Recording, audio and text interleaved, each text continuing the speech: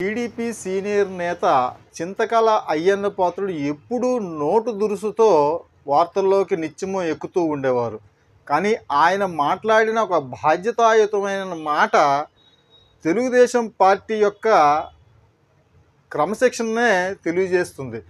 ఒక పత్రికా విలేకరులు చింతకాల అయ్యన్న పాత్రుడికి మీరు ఎంతో సీనియర్ని కదా, మంత్రి పదవి ఎందుకు రాలేదు, సీనియర్ని తెలుగుదేశం పార్టీ పక్కన పెట్టింది అన్న ప్రశ్నకు వారు చెప్పిన సమాధానంతో ఆ విలేకరికి దిమ్మ తిరిగిపోయింది.